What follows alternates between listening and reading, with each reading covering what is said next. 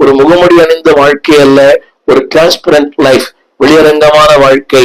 ஆவியானவர் சொன்னால் he detects everything what is in you. திரும்ப திரும்ப அந்த வார்த்தை நான் படிக்கிறேன்.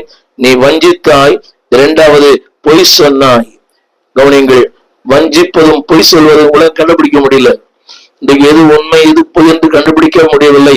பொய்யிலே உண்மையா சொல்கிற மக்கள் ஏராளம், பொய்யிலே பிறந்து பொய்யிலே வளர்கிற மக்கள் ஏராளம். அதுல அவங்க மாஸ்டர் டிகிரி பண்ணிருக்கிறாங்க பொய் பேசுவதில். வேதம் சொல்கிறது, அன்பாளே, நீ வஞ்சித்து வைத்தது என்ன? ஒரு பங்கை. அடுத்த வார்த்தை, ஆவியாரிடத்துல நீ பொய் சொல்வது என்ன அப்படின்னா, the spirit of God will detect you. உன்னை கண்டுபிடிக்கிற ஆவியானவர் எங்கிருந்தாலும். தாவீதுடைய தவறை நாத்தான் மூலமாய் ஆவியானவர் பேசினார். என கேட்டுக்கொண்டிருக்கிற அன்புடைய பிள்ளையே, எத்தனை பேர் வேண்டுமா ஏமாற்றலாம், ஆனால் ஆவியானவரை ஏமாற்ற முடியாது. He knows everything and also he detects everything. அடுத்து ஒன்று சொல்லுகிறேன், he describes everything. அவர் கண்டுபிடிக்க மட்டுமல்ல, அதை வெளியரங்கமாக்குகிற கர்த்தர். நான் அந்த வார்த்தையை படித்தேன்.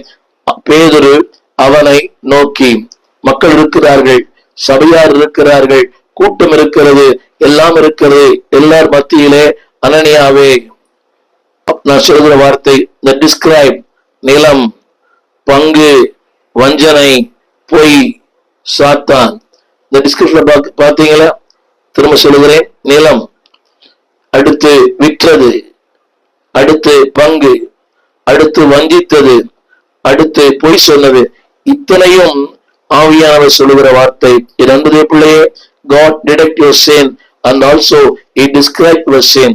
பெரிய ஒரு காரியம் என்னவென்றால், ஆவியானவர் உங்கள் பாவங்களையும் என் பாவங்களையும் இதுவரைக்கும் மூடி மறைத்திருக்கிறார். ஆனால் ஒரு நாள் வரும், God will detect you, God will describe your sin. எனவேதான் இந்த நாளிலே ஆவியானவருடைய வாழ்க்கைக்கு ஒப்புக் கொடுங்கள். திரும்ப திரும்ப சொல்லுகிறேன், அவர் ஒரு வல்லமை அல்ல, அவர் ஒரு நபர். He knows everything. He is not a power, he is a person. He knows everything. இரண்டாவது குறிப்பு, அது ஆவியானவர் கண்டிக்க மட்டும், not only revealer of sin, he is the reprover of sin. அந்த பாவத்தை கண்டித்து அதிலிருந்து உன்னை விடுவிக்கிறவர். யார் என்று சொன்னால், உன்னுடைய பாவத்திலிருந்து விடுவிக்கிறவர். வாசிக்கிறேன், கேளுங்கள். நியாயம் புஸ்தகம் 5ஆம் அதிகாரம் 4ஆம் வசனம். நியாயாதிபதிகள் 5:4. கர்த்தாவே, நீ செய்திலிருந்து புறப்பட்டு ஏதோமின் வெளியிலிருந்து நடந்து வருகையில் பூமி அதிர்ந்தது, வானம் சொரிந்தது, மேகங்களும் தண்ணீராய் பொழிந்தது. ஒருவேளை